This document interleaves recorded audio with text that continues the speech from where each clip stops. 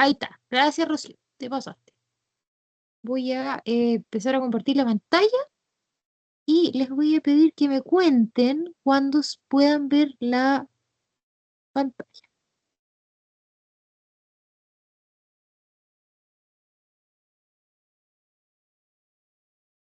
¿La Ahora, ven? Súper. Muchas gracias. Entonces estamos viendo aquí. Ya. Vamos a ponerlo para que se presente. Ya, entonces, nosotros estábamos viendo lo relativo a la ley procesal, ¿cierto? Que era una de las fuentes que yo les decía que era la más importante porque en realidad es de donde más vamos a obtener normativa.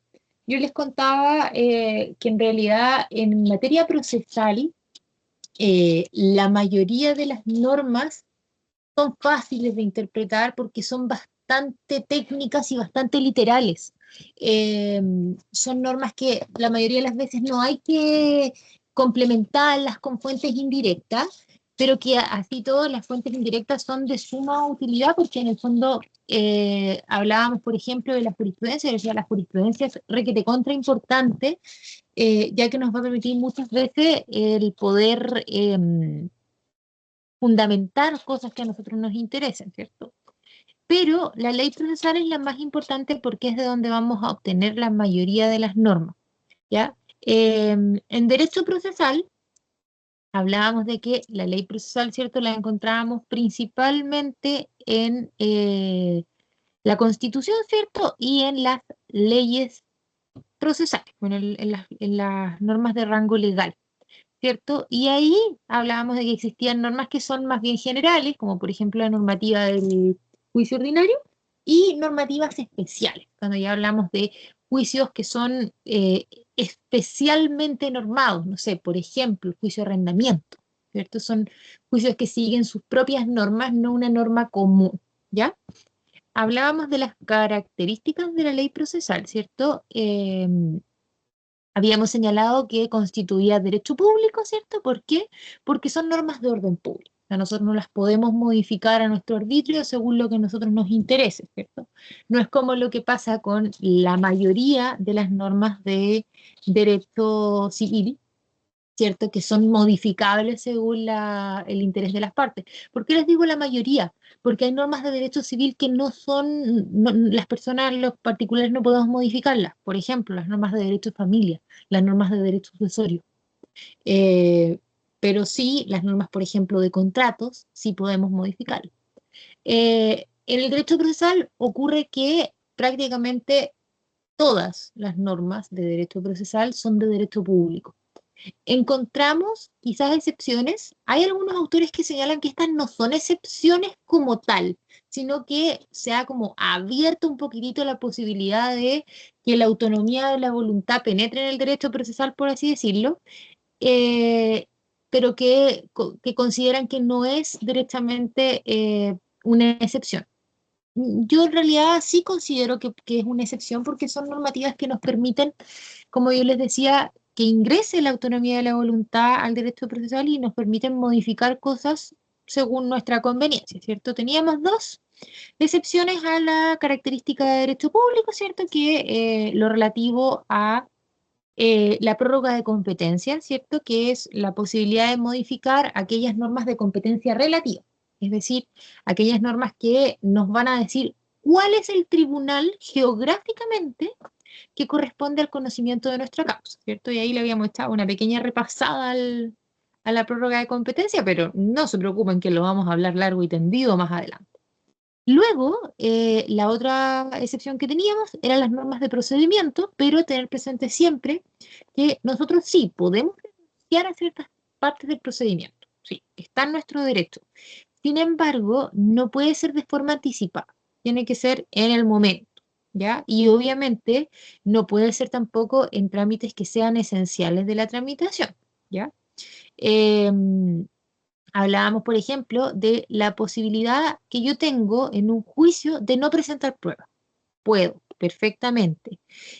No presentar un escrito, también. No, no va a pasar nada, por así decirlo. No, yo puedo hacerlo, solo que no puedo renunciar anticipadamente.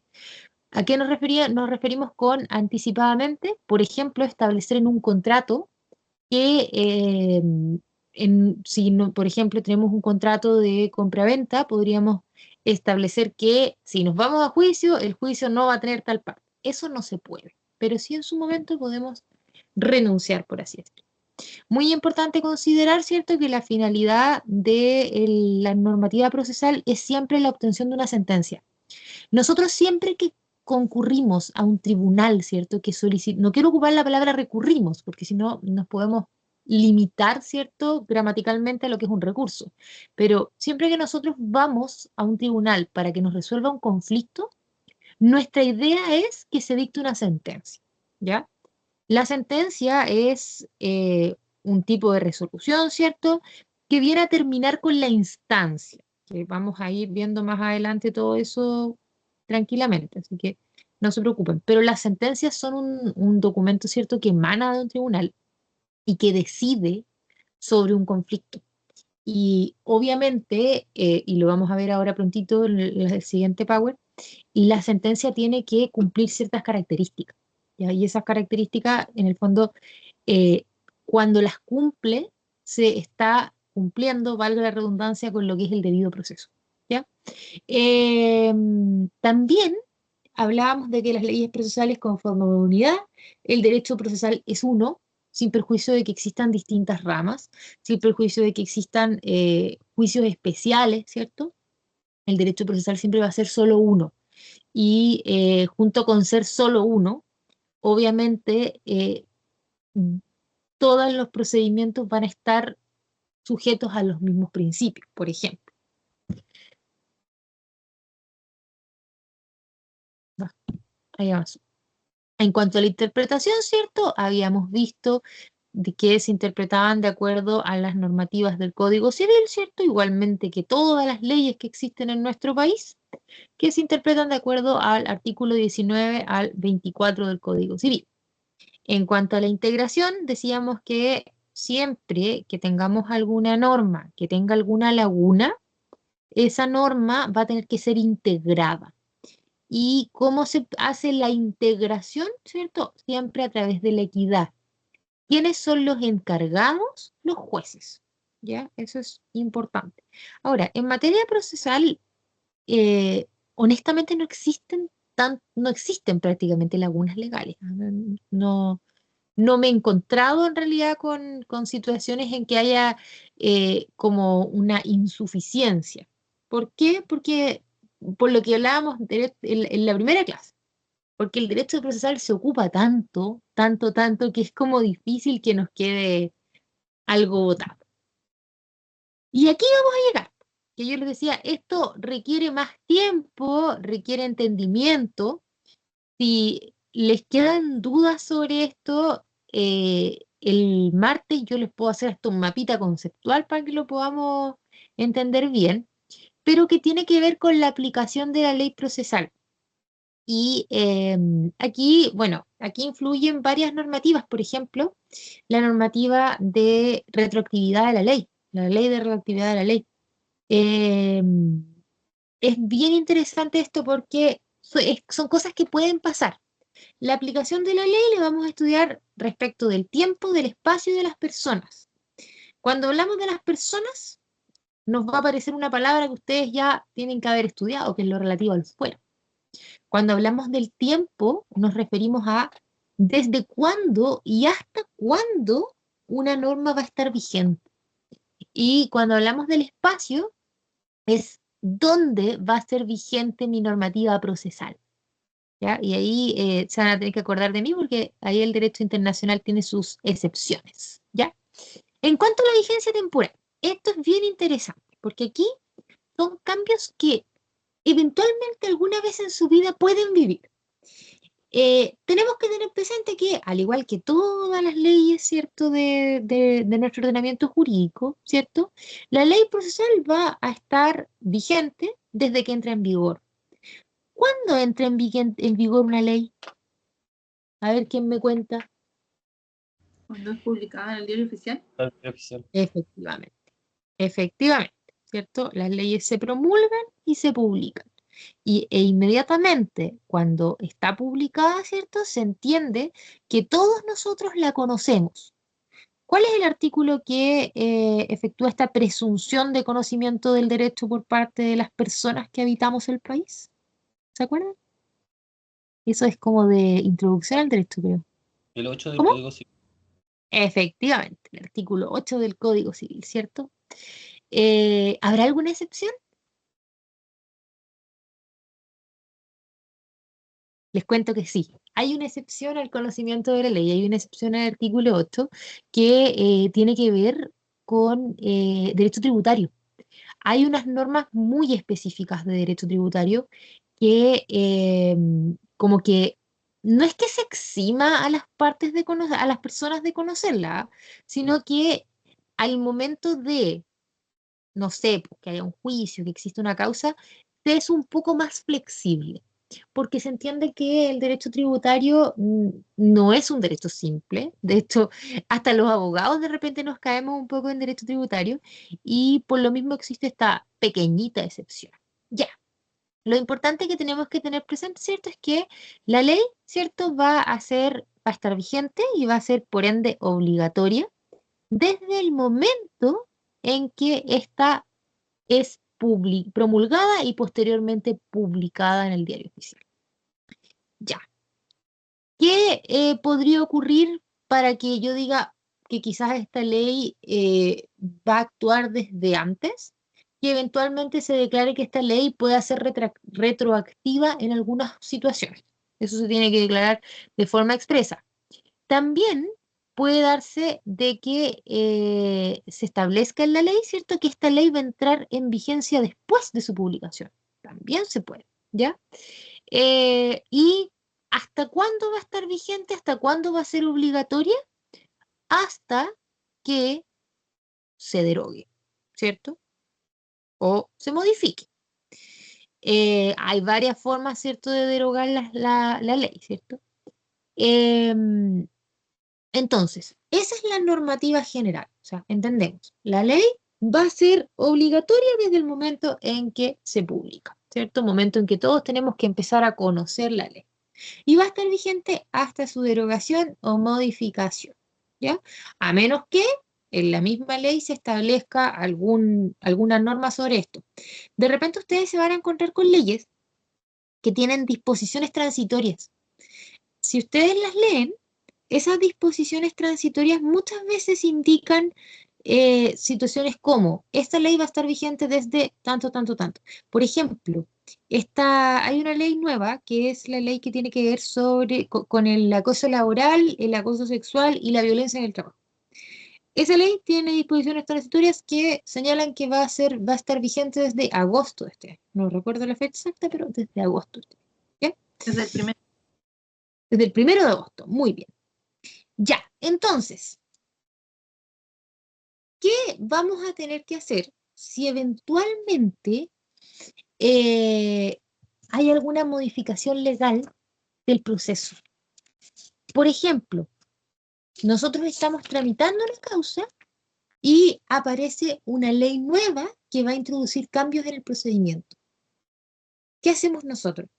También podría ocurrir que nosotros estamos tramitando una causa y resulta que aparece una ley que modifica la competencia de los tribunales. Y, por ejemplo, el tribunal en el cual nosotros estábamos viendo nuestra causa, ¿cierto? El tribunal que estaba conociendo de nuestra causa, ya no es el tribunal competente. Eso igual podría ocurrir.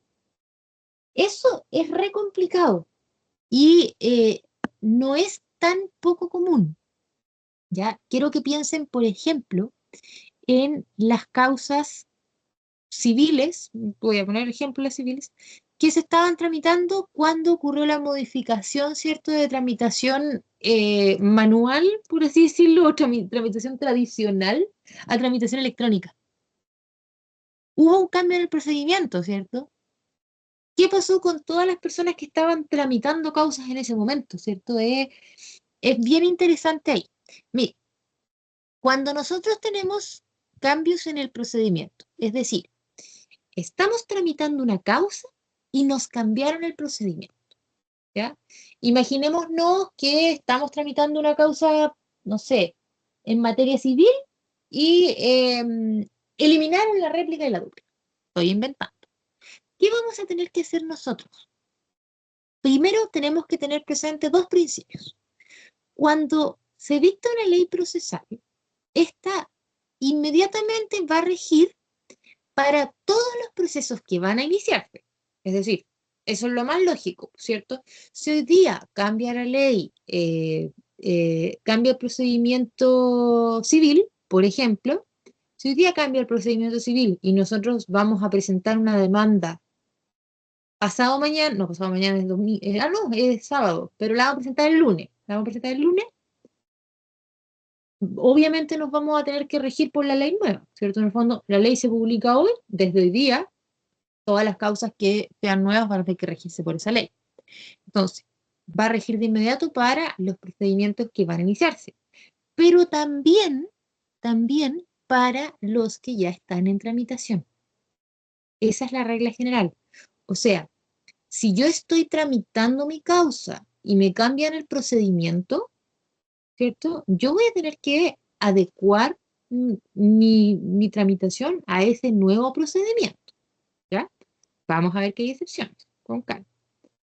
Esa es la primera regla general. Segunda regla general. Nunca, jamás en la vida, un cambio de procedimiento va a afectar a un juicio ya terminado y en el cual haya una sentencia firme o ejecutoriada, ¿ya? ¿Por qué? Se preguntarán ustedes. Porque, por ejemplo, mi sentencia queda firme y ejecutoriada hoy día jueves. Y mañana la ley cambia. Si esta norma, este principio que yo les estoy diciendo ahora no existiera, yo eventualmente podría recurrir en contra de esta sentencia. Hay un recurso que yo puedo utilizar aunque se encuentre firme y ejecutoriada una sentencia, que es el recurso de revisión. Entonces, eventualmente yo podría ponerme a alegar de que el procedimiento no fue el correcto, ¿ya? ¿Y por qué lo haría? Porque me fue mal en la causa, ¿cierto? Entonces, por lo mismo, hay que ponerse el parche ante la herida y señalar que estos nuevos procedimientos, ¿cierto? Este cambio de procedimiento no va a afectar nunca, jamás a una sentencia que ya se haya dictado y que se encuentre firme y ejecutoria, ¿ya? Entonces, esos son nuestros dos principios generales. Principio número 1, la ley nueva va a regir de inmediato para obviamente todos los procesos que se van a iniciar y para los que ya están en curso. Principio número 2, nunca va a afectar a una sentencia que ya esté firme, a una causa que ya haya terminado por sentencia firme o ejecutoriada. Ahora, a su vez, estos dos principios van a tener excepciones, ¿ya? Sobre todo relacionados con el principio número 1, porque el principio número 2 queda un poco más claro, ¿cierto? Mire, ¿cuáles son las dos excepciones? En el artículo 24 de la Ley sobre Efecto Retroactivo de las Leyes, ¿cierto? Dice que los términos que hubiesen empezado a correr y las actuaciones y diligencias que ya estuvieran iniciadas se regirán por la ley vigente al tiempo de su iniciación. Es decir, yo estoy tramitando mi causa y justo cuando viene esta modificación legal, yo me encuentro en las fases de prueba, ¿cierto? Como estamos inventando, vamos a inventar un plazo ficticio. Imaginémonos que en el proceso la etapa probatoria dura 20 días. Imaginemos, o sea, yo estoy tramitando mi causa, ¿cierto? Y hoy día jueves, ¿cierto? Es el primero de los 20 días hábiles que yo tengo, según mi procedimiento antiguo, para presentar mi prueba. Perfecto. Mañana se publica la ley que modifica el procedimiento y que establece que la etapa probatoria va a durar 6 días hábiles. Mi plazo ya empezó a correr, ¿cierto? Porque hoy día estoy en el día número 1. Por ende, yo voy a tener 15 días, o no, perdón, 20 días para presentar mi prueba, no 6 días, ¿ya? ¿Por qué? Porque de acuerdo al artículo 24 de la LER, Ley de Efectos Retroactivos de la Ley, esta modificación procedimental no va a afectar a mi plazo porque mi plazo ya empezó a correr, ¿ya? Si, por ejemplo, estamos en la etapa de la réplica y la dúplica, y resulta que, ¡pum!, me modifican la ley hoy, y a mí me tocaba presentar mañana mi dúplica.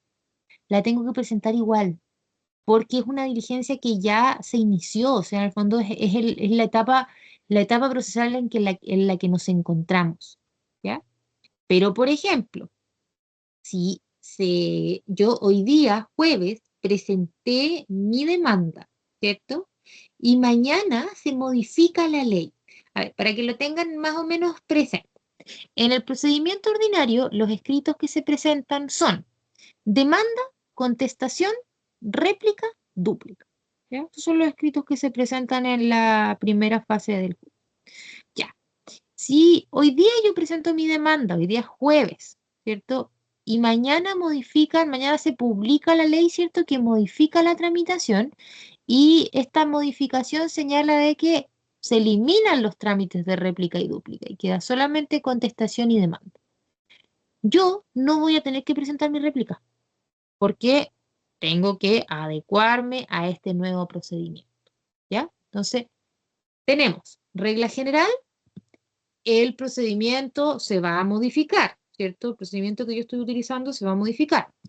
Excepción número 1, los plazos que empezaron a correr y las actuaciones y diligencias que ya estamos haciendo, ¿ya? ¿Vamos bien? Sí, profe. Ya, estupendo. Excepción número 2, la prueba de los contratos. Miren, vamos a leer el artículo. Los actos o contratos válidamente celebrados bajo el imperio de una ley podrán probarse bajo el imperio de otra con los medios que aquella establecía para su justificación, pero la forma en que debe rendirse la prueba estará subordinada a la ley vigente en el tiempo en que se rindiere. Ya. Esto puede resultarles confuso porque la prueba de los contratos es una materia que ustedes van a ver un poco más adelante. De hecho, en el procesal subsiguiente lo van. Pero miren, todos los contratos tienen normas establecidas para probarlos. ¿Cómo yo pruebo una compraventa? ¿Con qué medio de prueba yo pruebo tal contrato? Etcétera, etcétera.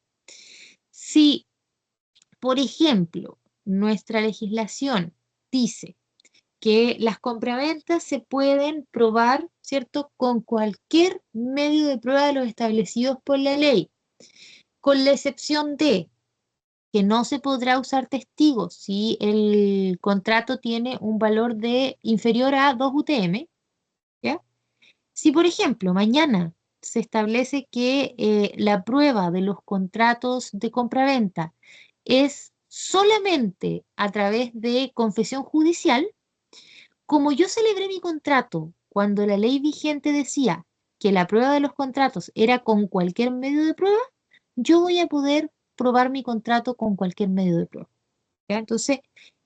Entonces, regla general, la ley rige de inmediato y va a modificar, ¿cierto?, la tramitación de forma inmediata.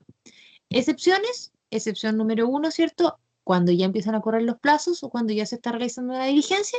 Excepción número 2, la prueba de los actos o contratos, que siempre se va a regir a la normativa que existía cuando el contrato se celebró, ¿ya? ¿Por qué?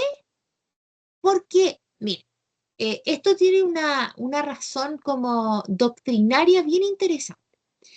Existe un principio, ¿cierto?, que ustedes tienen que haberlo escuchado, que es el pacta sunt servanda. Lo pactado obliga, ¿cierto? Cuando cuando nosotros celebramos un contrato, ¿cierto? Obviamente, nuestra idea es obligarnos a realizar algo, ¿cierto? Ese algo que nosotros nos estamos obligando a realizar está sujeto a una normativa, la mayoría de las veces, Eventualmente existen contratos que son innominados y que no tienen una legislación específica, pero que se rigen por los principios generales del derecho.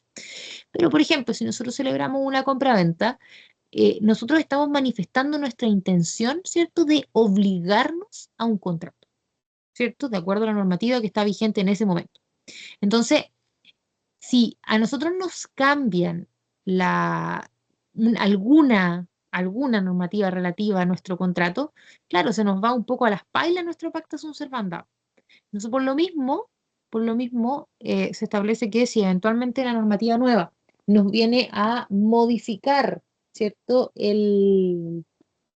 la forma de probar los contratos, nuestro contrato celebrado en ese momento se va a regir por el momento en que se celebró el contrato.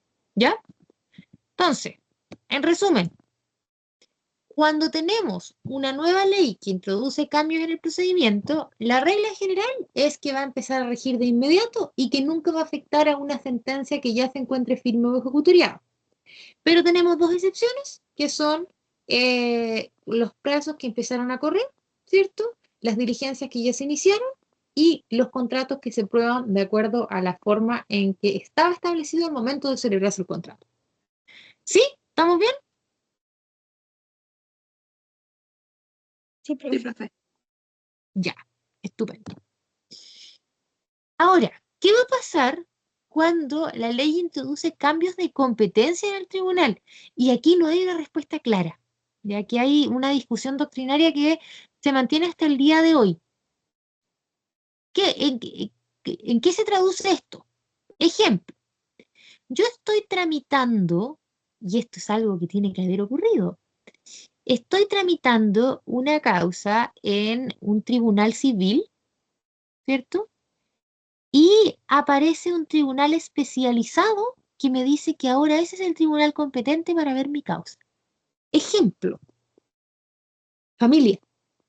En las normas de familia, ¿cierto? O sea, los juicios de familia, antes existía unos juzgados que se llamaban juzgados de menores, ¿ya?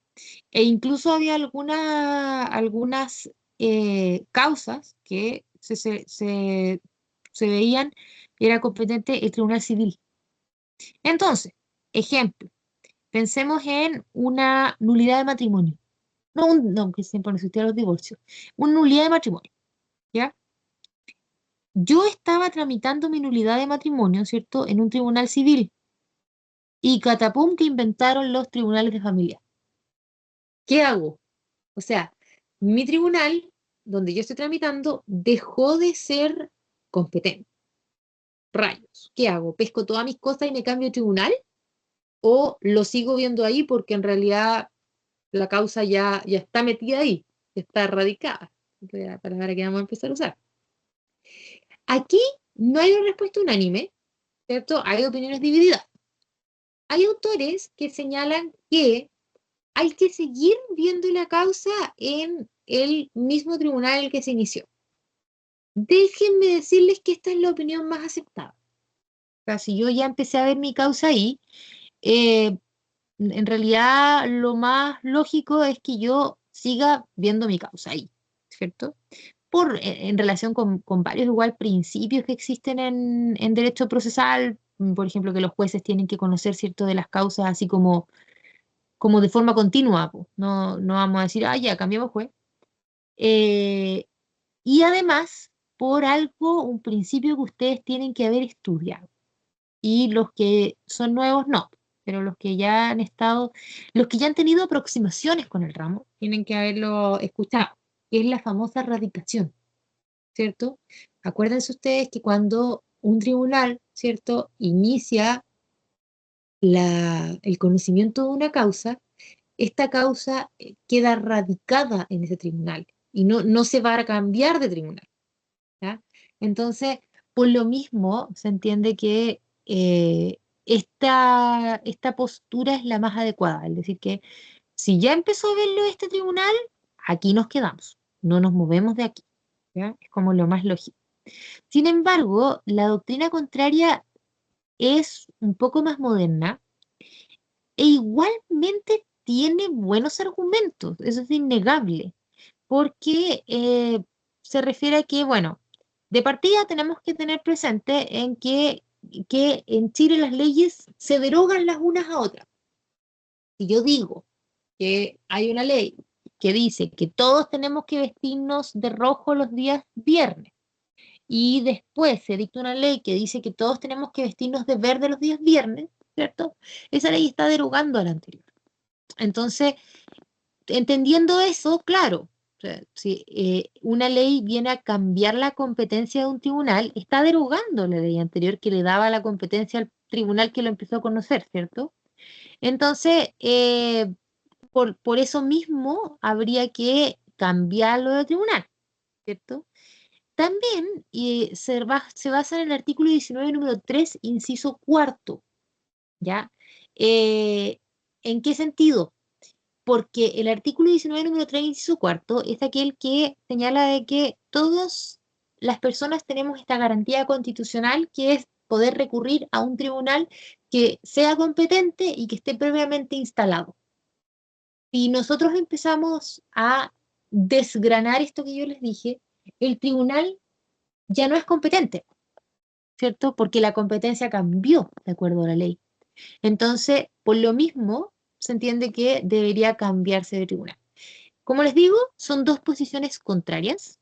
Es más aceptada la primera, es decir, que no nos vamos a cambiar de tribunal, y es lo que en definitiva se ha hecho las veces que ha ocurrido esto, pero sin perjuicio de que no hay que desechar por completo la segunda doctrina, la segunda postura doctrinaria, porque igualmente tiene sus argumentos, y en derecho, ustedes saben, y yo siempre se los voy a decir, el derecho no es tan cuadrado como nosotros creemos. Y el hecho de que vayan apareciendo estas doctrinas un poco más modernas nos permite ir avanzando con el derecho, ir creando normativa nueva. ¿Ya? Entonces, recapitulamos. ¿Qué podría pasar? Podría pasar que se dicte una nueva ley que nos modifique el proceso. ¿Qué podría hacer esta ley que modifique el procedimiento? Hacer un cambio en el procedimiento como tal o modificar la competencia, ¿cierto? Cuando la ley modifica el procedimiento, ¿cierto? La regla general es que vamos a tener que modificar nuestro procedimiento y adecuarnos, con la excepción de los plazos, ¿cierto? Los trámites iniciados, ¿cierto? Y la prueba de los controles. Ahora, cuando lo que pasa es que esta ley nueva va a introducir cambio de competencia en los tribunales, hay una discusión doctrinaria y hay quienes dicen que vamos a tener que cambiarnos de tribunal, vamos a tener que pescar todos nuestros monos y cambiarnos de casa. Y hay quienes dicen que no, que va a tener que seguirse viendo en el tribunal que se encuentra. Cuando se ocupa ese argumento, se basa principalmente en la norma de radicación de la competencia, ¿ya? Y el otro argumento se basa, ¿cierto? El argumento que dice que nos tenemos que cambiar de casa, se basa en que la ley se deroga, ¿cierto? Y en el fondo el tribunal dejó de ser competente, ¿ya? Y no hay un consenso, sin embargo, se entiende que lo que se hace generalmente es que se siga viendo, o sea, las veces que ha pasado esto, se sigue viendo en el mismísimo tribunal que ya había empezado. ¿Ya? ¿Vamos bien? Sí, profe. Súper. Vigencia entonces en cuanto al espacio. Bueno, nosotros tenemos que tener presente que en nuestro Código Civil, ¿cierto? Se establece que la ley, ¿cierto? Va a regir sobre todo el territorio nacional, ¿cierto? Y sobre todas las personas que habitan, ¿cierto? El territorio nacional, ¿cierto? Lo mismo ocurre con las normas procesales, ¿ya? Las normas procesales van a ser válidas y van a ser vigentes solamente en nuestro territorio, ¿ya? Esa es la regla general. ¿Podrían darse excepciones? Pues sí. Y aquí es donde aparece mi, mi verdadera pasión. No, miren, por ejemplo, en materia de derecho internacional privado, yo les voy a contar, súper grandes rasgos, porque como saben yo podría estarles hablando 4 horas de esta cuestión. ¿En qué consiste? El derecho internacional privado es aquel derecho que rige, ¿cierto?, las relaciones entre privados que tengan algún carácter o alguna eh, característica, ¿cierto?, que las hace ser internacionales. Ejemplo, yo compro cosas en Brasil, ¿cierto? Yo soy chilena y le estoy comprando a alguien que es brasilero, ¿cierto? Una, eh, no, 10 cajones de cocos, ¿ya? Eso es una relación internacional, ¿cierto? Y va a estar regida por el derecho internacional privado. Nosotros, yo, con este brasilero que me está vendiendo los cocos, podríamos establecer, ¿cierto?, en un contrato, podríamos poner en nuestro contrato que cualquier conflicto que se suscite en razón de nuestra compraventa va a ser resuelto por, en razón de la ley chilena. Ya. Listo. Sin embargo, no especificamos qué tribunal lo va a conocer. Esto es difícil que pase, ¿ah? Porque normalmente cuando uno elabora un contrato internacional, uno es súper cuidadoso en estas cosas. Pero podría darse el caso de que el tribunal competente de la solución de nuestro conflicto sea el tribunal brasileño y la ley aplicable sea la ley chilena. Entonces, eventualmente el tribunal brasileño tendría que aplicar ley chilena. ¿Se puede dar eso? Sí. ¿Se da? También. Se da en ocasiones cuando eh, hay ciertos errores en la formulación de contrato o cuando directamente las partes no establecieron cuál era el tribunal competente y las normas, los principios generales del derecho internacional nos dicen que el tribunal competente va a ser un tribunal extranjero con ley de otro país. ¿Ya? Podría darse. Entonces, en esos casos hay una excepción, ¿cierto?, a esta territorialidad de la ley procesal. Eventualmente la ley procesal tendríamos que aplicarla en otro país, fuera de nuestras fronteras, ¿ya? Entonces, en cuanto al espacio, tenemos que tener presente que la ley chilena, ¿cierto?, la ley procesal chilena es aplicable solamente en nuestro en nuestro territorio. Sin embargo, podrían darse casos en los que se tenga que aplicar esta normativa fuera de nuestras fronteras, en otro país, ¿ya? Eso en cuanto a la vigencia en el espacio. Finalmente, me falta la de las personas. No tiene título. Ya, vigencia en cuanto a la persona, ¿cierto? Y aquí, como yo les digo, nos va a aparecer, ¿cierto? Lo que hablábamos de, yo decía, esta es una palabra que a ustedes les va a sonar, el famoso fuero. La regla general, chiquillos, en razón del artículo 5 del Código Orgánico y en razón del artículo 19, número 2 de la Constitución Política de la República, es que la ley procesal no va a tomar en cuenta la calidad de las personas para determinar la jerarquía del tribunal, ¿cierto?, que va a conocer de una causa. Tampoco va a tomar la situación de una persona, por ejemplo, para fallar, jamás, nunca.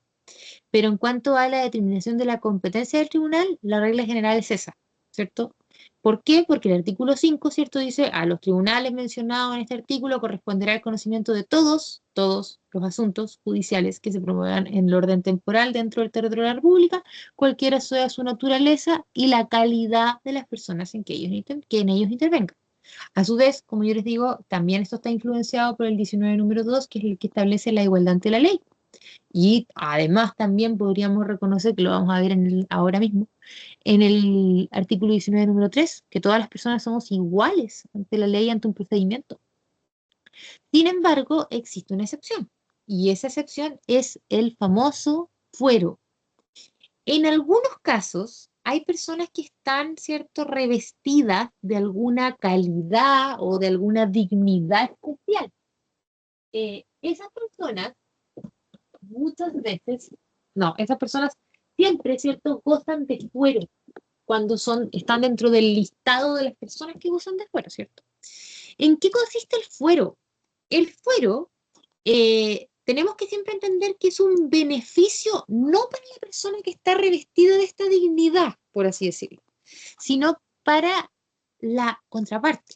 Es decir, la idea es que la contraparte, ¿cierto? La persona que se va a enfrentar a esta persona que está revestida de cierta dignidad, de cierto cargo, no se vea en desventaja. Entonces, ¿qué es lo que pasa con el fuero? El fuero hace de que cuando una persona goza de es decir, cuando una persona se le reconoce esta dignidad especial que tiene, la causa siempre tiene que ser conocida por un tribunal superior de justicia, ¿ya? Y la idea de esto es que, como es un tribunal superior de justicia, ¿cierto? No sean... se entiende que en el fondo los tribunales superiores de justicia tienen una especialización mayor, etcétera, entonces no van a ser injustos con esta persona que ya se presenta en desventaja. ¿Quiénes tienen fuero? Por ejemplo, los ministros, po, los ministros de Estado, ¿cierto? Los del Poder Ejecutivo. ¿Quiénes más tienen fuero? Los diputados, los senadores, ¿cierto? Si, por ejemplo, ustedes tienen que demandar a un senador, ¿cierto? El tribunal competente para conocer esa causa, si, por ejemplo, una demanda de indemnización de perjuicio, el tribunal competente no va a ser el tribunal civil común y corriente, ¿cierto? El tribunal competente va a ser la Corte de Apelaciones respectiva, ¿cierto? Entonces, pero en su momento, cuando veamos competencia, ¿cierto? Vamos a repasar estas materias. ¿Ya? Dicho eso, ¿alguien Profe, tiene alguna... ¿Qué le pasa? profe, este fuero tampoco, o sea, tiene que ver con, por ejemplo, los fueros que tienen las personas que son de asociaciones o sindicatos, No, o no o sea, decae. es que lo que pasa es que las personas que tienen, que son de sindicatos, por ejemplo, o federaciones, ellos gozan Ujú. de un fuero, pero es un fuero que, claro, el nombre es el mismo porque apunta hacia lo mismo. Por ejemplo, esas personas tienen fuero que no pueden ser despedidas, no pueden ser suspendidas de sus labores, etcétera. Pero no tiene que ver con este fuero que es de carácter jurisdiccional. Se parece un poco más casi que al fuero, a los fueros laborales que existen. Ya, ok. Sí. El nombre se parece porque, claro, porque fuero nos referimos como a una ventaja, a un trato especial. Sí. Y bueno, también lo vamos a averiguar cuando tienen que haber escuchado en algún momento cuando se dice que se está haciendo un juicio para desaforar. Y eso es cuando alguna de estas autoridades se manda una embarrada y queremos eliminarle este fuero, queremos que sea tratado por, como si fuera una persona normal y corriente. Ahí, bueno, vamos a verlo igual, existen ciertas como discusiones doctrinarias de si realmente el fuero busca proteger al otro y no al beneficiado, ¿cierto? No al dueño del fuero. Es todo un tema. Ya, pero ¿cómo vamos? ¿Estamos bien? Sí, clarito. Sí, Súper. profe, súper claro. Pregúntenme todo lo que quieran.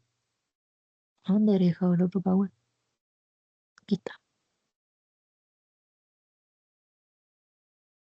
Ya, este es un power bien cortito, pero que lo vamos a ir analizando artículo por artículo, entonces nos vamos a ir demorando un poco más. Voy a buscar aquí en mi teléfono la Constitución. No tengo Constitución, la verdad. Fue tanto el asunto que le iban a cambiar, que no le iban a cambiar, que finalmente se me perdieron todas las Constituciones. La veo en el teléfono. Ya. Mire, el derecho procesal, al igual que prácticamente todo el derecho, tiene obviamente su génesis, su inicio, su razón de ser, ¿cierto? Está en la Constitución, ¿cierto? Porque la Constitución siempre tenemos que tener presente que es la, la base de todo nuestro ordenamiento jurídico, ¿cierto? Todas nuestras leyes se tienen que condecir con las normas que están en la Constitución y la finalidad, ¿cierto?, de la Constitución, y esto fue probablemente uno de los errores que se cometió cuando inició el proceso constitucional, de creer que la Constitución como que servía para establecer reglas. No es tan así, ¿cierto? Nosotros que somos de este lado del derecho, ¿cierto? Sabemos que no es tan así, porque en realidad la Constitución es como los principios rectores de nuestro ordenamiento jurídico. ¿Ya? Espérenme un segundo que están hablando.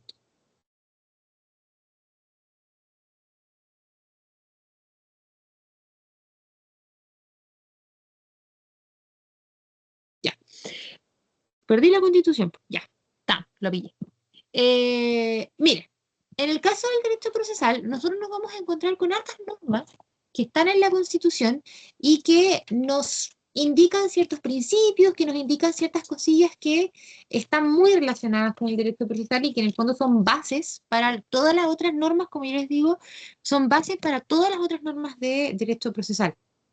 Tenemos, por ejemplo, en el capítulo 6, ¿cierto?, de la Carta Fundamental de nuestra Constitución, específicamente en los artículos 76 y siguientes, que se habla del Poder Judicial.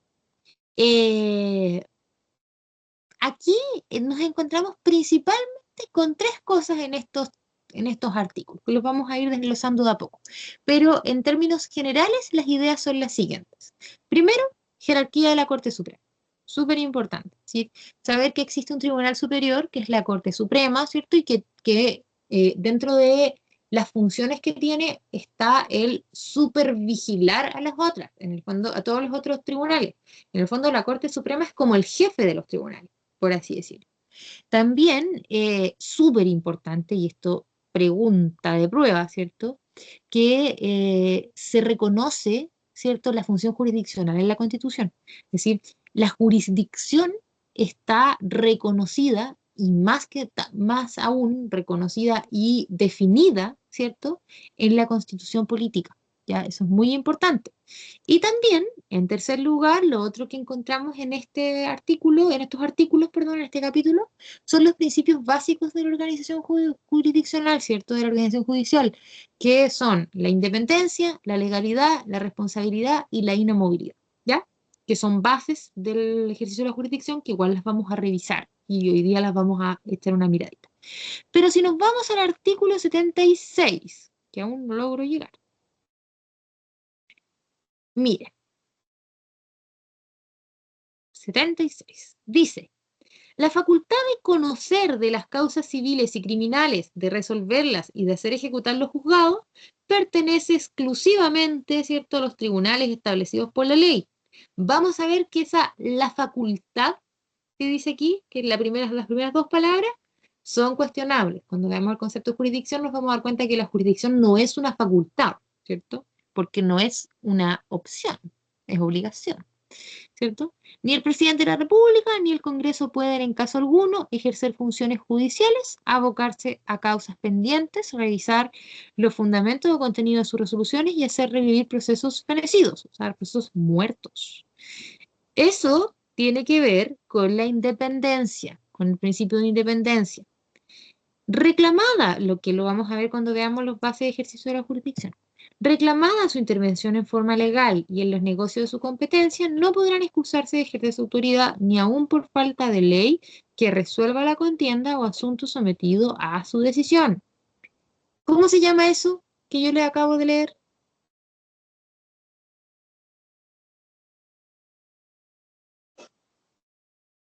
Reclamada su intervención, ¿cierto? No pueden excusarse de ejercer su autoridad. El principio de inexcusabilidad. Muy bien, sí. Bien.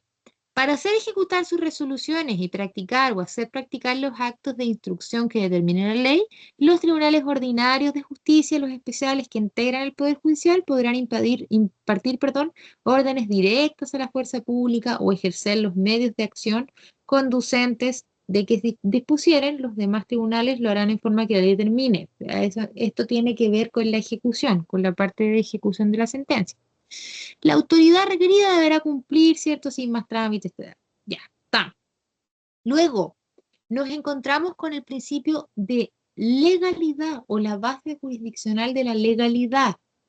Dice el artículo 77, una ley orgánica constitucional determinará la organización y atribuciones de los tribunales que fueren necesarios para la pronta y cumplida administración de justicia en todo el territorio de la República.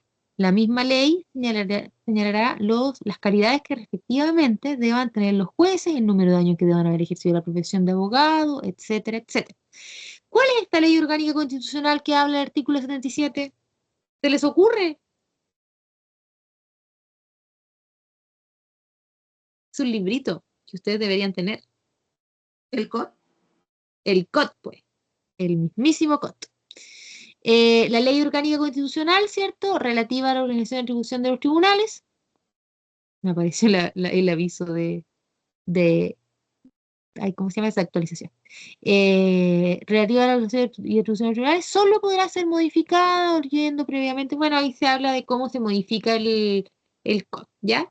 Pero tampoco nos vamos a complicar con eso que no nos importa aún, ¿ya? Entonces, ya llevamos leídos varios principios, ¿cierto? Independencia.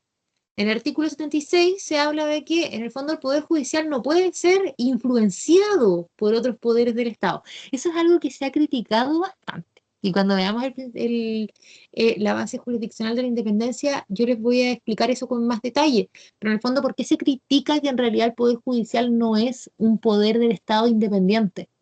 Porque, ¿se acuerdan ustedes quién escoge a los jueces? ¿El presidente de la República? Exacto, el Ejecutivo. Entonces ahí la independencia se nos cae un poco. Entonces le vamos a ver cuando veamos las bases el martes. Luego, ¿qué otro principio vimos?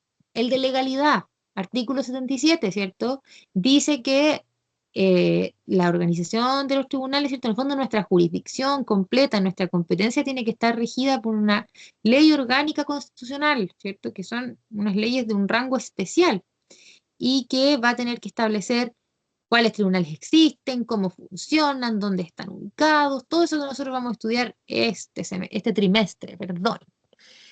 ¿Qué otra cosa leímos también? Inexcusabilidad, ¿cierto? Los jueces no pueden excusarse de conocer algo que se les haya encargado, ¿cierto? Luego, bueno, después habla de la Corte Suprema, artículo 78. Se habla de que esta famosa Corte Suprema es nuestro Tribunal Superior y se habla de su composición, etcétera, etcétera. ¿Ya? ¿Qué más? ¿Qué más tenemos? Responsabilidad, ¿cierto? El principio de la responsabilidad está en el artículo 79 de la Constitución y también la vamos a encontrar en otras normas posteriormente. Los jueces son personalmente responsables por los delitos de cohecho, falta de observancia en materia sustancial de las leyes que regulan el procedimiento, denegación y torcida administración de justicia y en general de toda prevaricación en que incurran en el desempeño de sus funciones. Tratándose de los miembros de la Suprema, ¿cierto? La ley determinará los casos y modo en que será efectiva esta responsabilidad. Ya, también lo vamos a ver cuando veamos las bases de ejercicio de la jurisdicción, ¿cierto? Inamovilidad, también la encontramos, artículo 80. Los jueces permanecerán en sus cargos durante su buen comportamiento, pero los inferiores desempeñarán su respectiva judicatura por el tiempo que determinen las leyes. ¿A qué nos referimos con la inamovilidad de los jueces? Los jueces no los podemos llegar y sacar de su cargo. No porque sean gente muy importante, aparte, sino que porque la labor que ejercen los jueces, ¿cierto? Es una labor que requiere continuidad. No es una labor que yo diga, las saco a esta persona hoy día y pongo a otra mañana. No, porque aparte que nosotros tenemos que tener presente, ¿cierto?, que uno de los principios que existe en materia procesal es que las causas tienen que ser conocidas, ¿cierto?, por los mismos jueces. Por el mismo juez empieza a ver la causa, el mismo juez termina de verla. Entonces, por lo mismo los jueces son personas que tienen que estar como inamovibles, tienen que estar en su cargo. No los podemos llegar y sacar así como así. ¿Ya? Eso es lo primero que nosotros encontramos en nuestra Constitución, lo relativo al Poder Judicial, ¿cierto? En las normativas que están entre el artículo 76 y 80 de la Constitución Política de la República. ¿Qué otra cosa encontramos en relación con el derecho procesal en la Constitución? Lo relativo a la igualdad ante la ley o la igualdad frente a la justicia. ¿Dónde encontramos eso? Principalmente en los artículos 19 número 2 y 19 número 3. Son artículos que a ustedes ya les deben sonar más o menos, que tienen que ver con garantías constitucionales. El artículo 19 número 2 es un artículo que es bien amplio, que es la igualdad, ¿cierto?, ante la ley. Les voy a ir leyendo. Espérenme. Encima que no veo ni una cuestión. 19 número 2. La Constitución asegura a todas las personas la igualdad ante la ley. En Chile no hay persona ni grupo privilegiado. En Chile no hay esclavo y el que pise su territorio queda libre. Hombres y mujeres son iguales ante la ley. Ni la ley ni autoridad alguna podrán establecer diferencias arbitrarias. Aquí no estamos hablando directamente ni de forma explícita en relación a lo procesal. Sin embargo, esto nosotros podemos extrapolarlo a la parte procesal, ¿cierto? Si en Chile la ley se aplica para todos de la misma forma, obviamente un tribunal, ¿cierto?, va a tener que conocer las causas sin considerar la persona involucrada en la causa. O sea, no vamos a fallar de forma distinta porque esta persona es importante, porque esta persona es millonaria, etcétera, etcétera, ¿ya? Eso es en relación a la igualdad ante la ley del 19 número 2. Luego, en el 19 número 3 ya nos encontramos con una normativa que es un tanto más específicamente procesal, ¿ya? 19 número 3, ¿cierto? 19 número 3 dice, la Constitución asegura a todas las personas la igual protección de la ley en el ejercicio de sus derechos. Toda persona tiene derecho a defensa jurídica en la forma que la ley señala y ninguna autoridad o individuo podrá impedir o restringir o perturbar la debida intervención del letrado si hubiese sido requerida. Tratándose de los integrantes de las Fuerzas Armadas, ¿cierto? O las de orden y seguridad pública, el derecho se regirá en lo concerniente a lo administrativo y disciplinario con las normas de su estatuto, ¿ya? El artículo 19 es un artículo súper largo, así que no lo vamos a leer entero. Pero, ¿qué cosas son importantes de este artículo en materia procesal?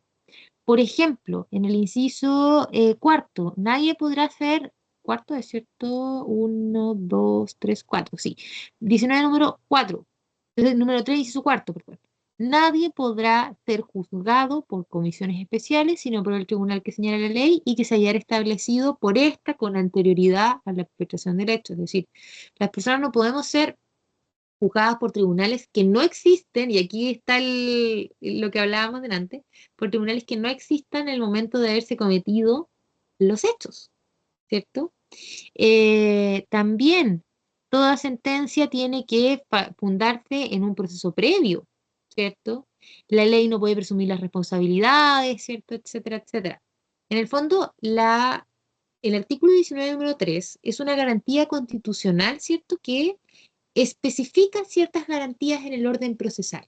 O sea, el hecho de que no podamos ser juzgados por comisiones especiales, el hecho de que se tiene que dictar una sentencia con un procedimiento previo, etcétera, etcétera, ¿ya? Lo importante es que entendamos que existen dos normas que tienen mucho que ver con el derecho procesal en la Constitución y específicamente con la igualdad ante el proceso, la igualdad ante la justicia. Y esos son el 19 número 2, que es una norma más genérica, es una norma que habla de la igualdad ante la ley. De hecho, chiquillos, si ustedes, por ejemplo, buscan en internet o en el Poder Judicial, ¿cierto?, resoluciones o escritos de recursos de protección, se van a fijar que la mayoría de los recursos de protección incluyen el 19 número 2. ¿Por qué? Porque el 19 número 2 es una norma tan amplia que se puede aplicar para muchos casos. O sea, por ejemplo, yo interpongo un recurso de protección en razón de que me despidieron del trabajo, ¿cierto?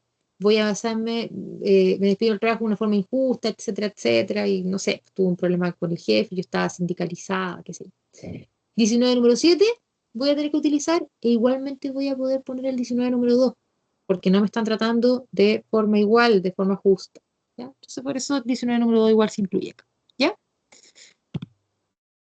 También el derecho a la defensa jurídica. aquí nos vamos a encontrar con dos mecanismos que nos van a aparecer aquí y nos van a aparecer más adelante también. En Chile está establecido en el artículo 19, número 3, inciso 2, que todas las personas tenemos derecho a defensa jurídica. De hecho, el inciso tercero dice que la ley arbitrará los medios para otorgar asesoramiento y defensa jurídica a quien no pueda dársela por sí mismo. Acá en Chile, en teoría, ¿por qué les voy a decir en teoría? Porque hay un vacío. Todas las personas tenemos acceso a defensa jurídica. Ya, si es que no podemos pagar un abogado, ¿cierto? La ley tiene que establecer un medio para que las personas que no puedan acceder a un abogado puedan hacerlo de forma gratuita. ¿Cuál es ese medio? Medio del cual ustedes van a ser parte, ¿cierto? La Corporación de Asistencia Judicial y el famoso privilegio de pobreza. La Corporación de Asistencia Judicial, ¿cierto? Es una institución, ¿cierto? Que está regida o depende del Ministerio de Justicia y que, en el fondo, ¿qué es lo que genera? Genera que estudiantes en práctica de la carrera de Derecho, que generalmente son licenciados o egresados también pueden ser, realicen su práctica profesional atendiendo a personas que no puedan pagar por abogado, ¿ya?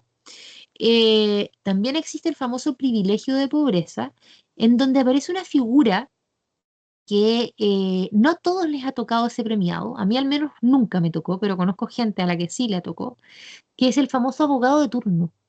Las Cortes de Apelaciones establecen, no sé cuántos, no sé cuántos tienen por mes, honestamente, pero una cantidad de abogados de turno. ¿En qué consiste eso? Porque yo les digo el premiado, que ya, la mayoría de las veces son abogados recién egresados. Por eso yo les digo, a mí ya no me tocó. Yo ya llevo muchos años en este baile. Te llega una notificación y te dice que usted ha sido designado abogado de turno. ¿Por qué se hace con los recién egresados, chiquillos? Principalmente porque, por ejemplo, si me lo mandaran a mí hoy día, yo puedo excusarme muy fácilmente, porque yo tengo trabajo, no tengo ninguna posibilidad de estar haciendo esto. ¿Qué le toca al abogado de turno? Al abogado de turno le toca atender ciertas causas de personas que lleguen a los tribunales sin un abogado. ¿Ya? No fueron a la corpo, llegaron a, no sé, a una audiencia, a presentar algo y no tienen abogado. ¿A quién llamamos? Al abogado de turno. ¿Puede el abogado de turno decirnos que no? No, no puede. Entonces, ese es un mecanismo que igual se ocupa. Y es así al azar. Te llega una notificación que dice que usted es el abogado de turno durante el mes de julio o desde el 1 al 15 de julio, qué sé yo. Y tu pega es ser el abogado de esa causa entre el 1 y el 15 de julio. Después tú te mandáis cambiar y la causa se la pasan al otro abogado. ¿Sí? Pero es una institución que está un poco en desuso, chicos, en realidad. Te llaman y tú quedas nombrado abogado de turno, pero ¿por qué está en desuso? Porque hoy día la gente conoce mucho el tema de las corporaciones, existen además las clínicas jurídicas que hacen una pega excelente. Entonces, y la corporación también, o sea, uno dice, ay, pero es que le van a dar un abogado que no es abogado, sí, pero los chiquillos, y ustedes lo van a hacer cuando hagan la práctica, uno le pone re harto empeño, entonces no es así como, hoy me llevaron a una cuestión gratis que es mala, no, todo lo contrario. De hecho, muchas veces los chiquillos en la corpo le ponen más empeño que los abogados porque se están jugando su vida. ¿Ya? Entonces, eso está establecido en nuestra Constitución, este famoso derecho a la defensa jurídica a través de dos mecanismos. ¿Cuáles? La corpo, que ustedes van a hacer en cuanto salgan de la universidad, y el famoso privilegio de pobreza, que es el abogado de turno. ¿Ya? ¿Cómo vamos? Miren que estamos terminando. Bien. ¿Bien? Ya, estupendo. Lo último que nos queda de nuestra Constitución Política de la República en relación al derecho procesal es el debido proceso. ¿Qué es el debido proceso en términos generales? Y esto es algo que lo van a encontrar en todas las asignaturas. Es aquel proceso que cumple, ¿cierto?, con todas las normas que garantizan un correcto ejercicio de la función jurisdiccional y un correcto uso de la acción procesal y a su vez junto con eso, junto con que se haga bien, el que las personas tengan el acceso a este de forma igualitaria y de forma correcta. Es decir, que no se salten ningún paso, porque nosotros tenemos que siempre pensar que si el tribunal se salta un paso, le estamos quitando un derecho a la persona. Entonces, el debido proceso implica que esté todo bien hechito de manera que le garanticemos, ¿cierto?, a la persona que se le van a cumplir todos sus derechos, ¿ya? Entonces, ¿dónde nos encontramos normas relativas al debido proceso legal en la Constitución? 19 número 3, inciso cuarto, que habla de que el tribunal, ¿cierto?, tiene que estar establecido con anterioridad, pero no me puede crear un tribunal para que analice mi causa. También en el 19 número 3, inciso cuarto, que tiene que ver con que el tribunal tiene que sí o sí ser competente. Si nosotros somos juzgados por un tribunal que no es competente, ¿qué es lo que va a pasar? Vamos a tener que declarar de alguna de las formas en que se puede declarar la incompetencia del tribunal, ¿cierto? Que eso es la última parte de la materia, pero que es muy importante, que en el fondo declarar que el tribunal es incompetente y esa declaración de incompetencia anula el juicio, ¿cierto? ¿Por qué? Porque el tribunal que conoce la causa sí o sí tiene que ser competente. Y también, como última cosa relativa al debido proceso legal, está el 19 número 3, inciso 5, que establece que el procedimiento siempre tiene que ser racional y justo, ¿cierto? ¿A qué se refiere? Se refiere a que, en primer lugar, tiene que existir un derecho a defensa para las dos partes, sí o sí. Eso señala de que es justo que las partes tienen derecho a intervenir. Y yo no me voy a que el juez no se va a quedar, ¿cierto?, con lo que dice una sola de las partes, a escucharlas a las dos. Van a tener su momento para defenderse. Junto con eso, también el procedimiento tiene que tener tener una etapa de prueba, una etapa en que las partes puedan probar lo que están diciendo. No podemos quitarle eso a ninguna de las dos partes. Y también, muy importante, en cuanto a que el procedimiento sea racional y justo, el hecho de que la sentencia tiene que ser fundamentada. Las sentencias tienen que cumplir los requisitos del artículo 170 del Código de Procedimiento Civil. Y ahí se establece todas las partes que tiene que tener una sentencia, etcétera, etcétera. Pero dentro de eso, uno de los requisitos es que las sentencias siempre, siempre, siempre, siempre tienen que ser fundamentadas. Yo no puedo como juez fallar algo porque a mí se me ocurrió. Tengo que fallar ese algo porque lo vi en las pruebas, porque la ley dice que debe ser así, etcétera, etcétera. ¿Ya? ¿Cómo vamos? Bien, profe. Muy bien, profe. Bien, profesora. Estupendo. Entonces, dicho eso, son casi las 10. Voy a dejar de compartir la pantalla si es que no me gana la tecnología.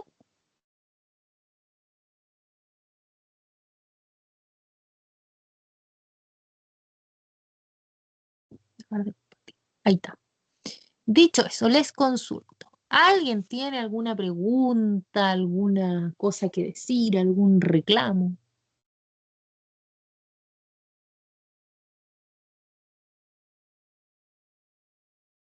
¿Todo bien? Profe, una consulta. Su ramo lo va a tomar como si empezáramos desde cero, ¿cierto? Así es, porque de hecho tengo gente que nunca ha hecho el RAM, Perfecto, ya. Eso es mi duda. Muchas gracias. como si empezáramos desde cero. Profesora, hola, consulta. ¿Los PPT están en Canvas o en Teams? Porque en Teams no me aparecen. Los apuntes están en Canvas, Ah, ya. ¿ya? Sí, eso lo tengo. Te los voy a subir también a Teams. Y les voy a subir también los Power, pero yo les digo siempre, los Power dicen lo mismo que el apunte, ¿ya? Pero es como una visión un poco más bonita, no sé, más llamativa, que es para usarla en clase, pero igualmente se los voy a subir y se los voy a subir a las dos plataformas, a Canvas y a Teams, para que yo sé que a algunos les acomoda más Teams. A mí personalmente encuentro que Teams es mucho más cómodo que Canvas, pero para que lo tengan en en las dos plataformas. O sea, acá esta gata que está haciendo varias cosas más. Ya. Mira, les presento a mi gata. Me encanta. No, qué Eh, linda. ella siempre anda por aquí cuando llego a clase. Eso, se los voy a subir a las dos plataformas. ¿Qué otra cosilla?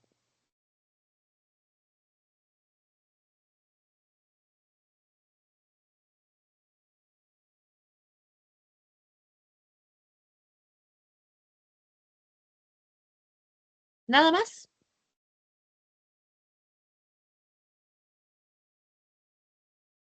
No, profe, por mi No, parte, nada más.